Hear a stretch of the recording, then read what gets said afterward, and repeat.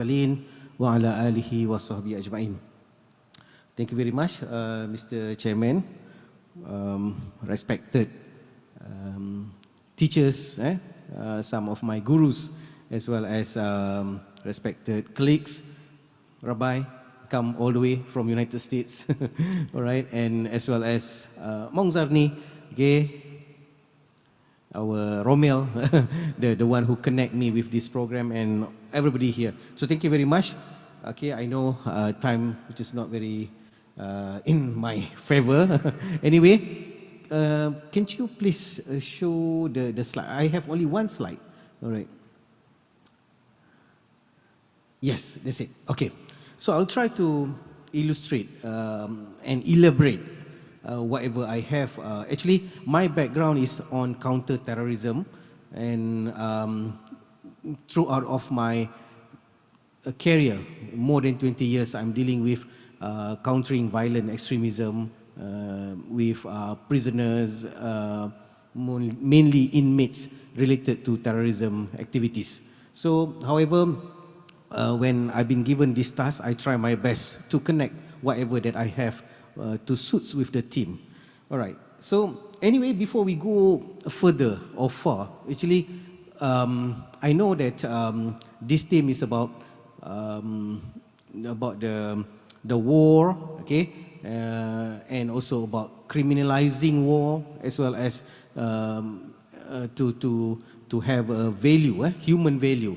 However, if we go a bit about as what we discussed from the beginning of this session, I showed that to Professor Murad and many more speakers as well, talking about genocide. Mohd Zarni specifically focused on genocide. So when we talk about genocide, about the human value or whatsoever, actually it relates with war, right? And then for example, Professor Murad talking about colonial that create the genocide, and the war itself also create a genocide, and hardly genocide happen like in natural, right? It must be with a reason, and the main reason is war. And even now, when we are dealing with this, and towards the end, as Dato also mentioned, that we're going to create the so-called Gombak Declaration, and I would like for us to support the idea of criminalizing war, which is something that not normal, all right? And we know that even in Islam also, somehow we agree on war, right? Even if we read Francis Fukuyama, Ibn Khaldun, and many more Islamic scholars as well, talking about war. And they also said that the mature civilization may not involve in war, may not involve. They didn't say that should not or must not involve, may not involve in war, right? And also in Islam, we are talking about the rules and regulation with the war. So, for example, we cannot kill women, we cannot kill even bees, even trees, all right? And whoever surrender, we have to submit to them and whatsoever. But it means in Islam itself, somehow we agree a war, and there should be some restriction or rules that should be taken. And when we look into the United Nations and the whole world, right? And we have lots of conventions, Geneva Convention, we got accords, we got humanitarian law, and all sorts of things actually relates to the war, all right? And towards the end, war, if it happen, it will create so-called genocide, all right?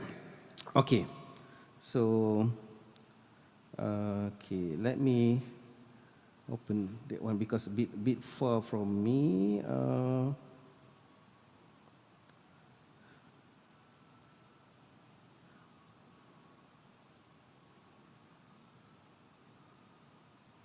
Okay.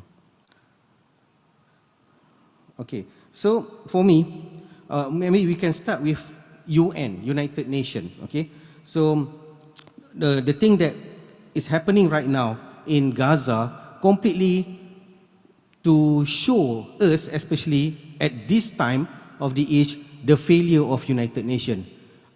So we can admit that United Nations actually create a good things somehow only maybe to halt the Third World War from happening. But the small conflict and the war between certain countries or coalition from certain groups happen. So we can see as what had happened even in Bosnia, even in Israel, Palestine right now, Ukraine, we got Somalia, we got Uganda, we got Iraq. Okay, so where is the United Nations? So for me, United Nations is a fail, it's a failure. And as well as when we see the establishment of the United Nations, it actually depends on so-called veto power. So veto itself, it is not democratic. So I agree with the previous speaker that saying if you want to talk, especially Westerners, if you want to talk about democracy, you want to talk about neutrality, you want to talk about your rights, human rights or whatsoever, you should be ashamed, right? Because what you are practicing now completely against. And me myself as a lecturer, I'm teaching about law, I'm teaching about a principle of law, the reason why the law happened and whatsoever. But when the student asking what is happening right now in Gaza and is there anything that reflects to your lecture and whatsoever, so somehow it's make me in limbo to to reflect with this kind of questions. Okay, the challenges, as we know, and I would like to maybe to show actually maybe Rabbi know more about this, which is they have also a context or a term that called, one is Dahiya, okay, and the other one is Hannibal. Dahiya, so we know Dahiya actually is a concept or doctrine of IDF, Israel Defense Force, which is they can demolish civilian infrastructure, right? So the concept which is against Islam and I believe Jews as well, but in this war, okay, what they are practicing right now actually is so-called Dahiya, which is that's why they demolish everything they can see in front of them. And also Hannibal.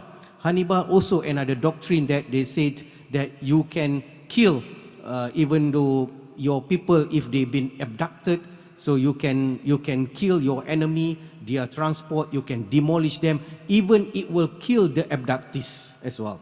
All right.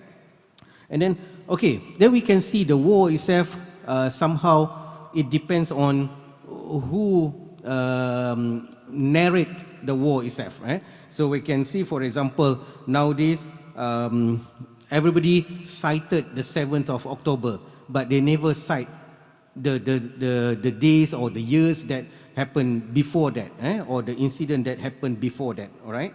Okay, and then, yeah, we know the self-defense is also another terms that we have to understand.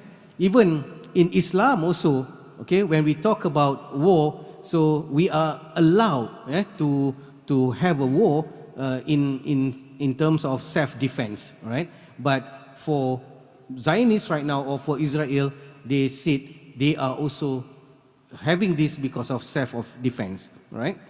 So all this kind of thing actually to make us to think and to have some discourse later on. And then I would like to also talk one more thing about FTF, right? So we know that FTF normally related to foreign terrorist fighters. But now the term that come to us is FF. So they just take out the T, so foreign fighters. And for your information right now, they have more than 60 countries, okay? People from 60 countries who involved. They are foreign fighters who fight on behalf of IDF, right? Even from our neighboring countries as well.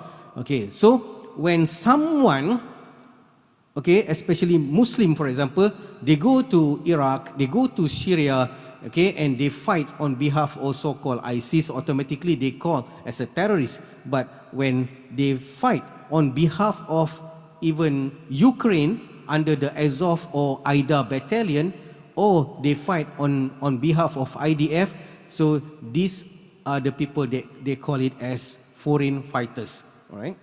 So it's something that giving a new perspective on war. So my recent conference in Washington, which is about irregular warfare.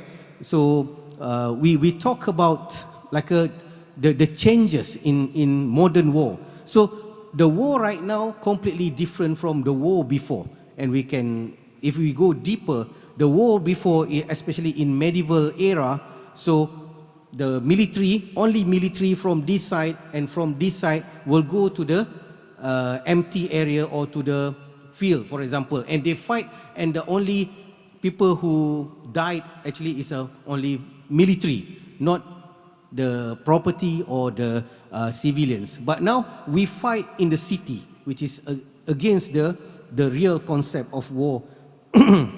Okay, and how to tackle this issue? As we know, the root causes, and we talk, I think, from morning or from many occasions.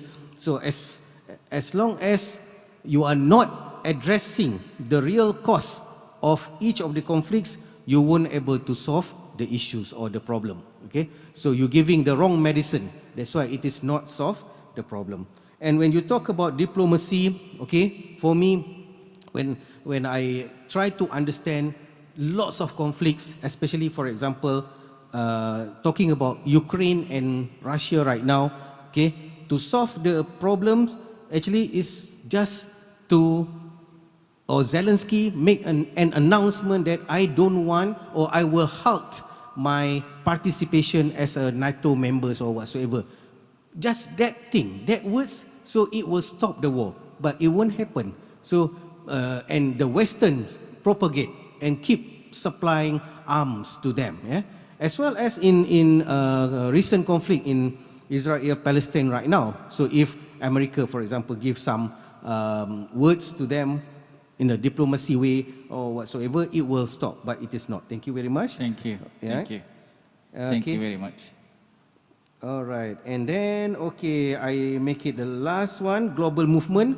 Okay, so I think global movement, it is not only from what we have right now, but we also need internal movement. So as I believe what is happening right now in Tel Aviv or what is happening in America, somehow it will create the vibe and to keep the ball rolling towards the end.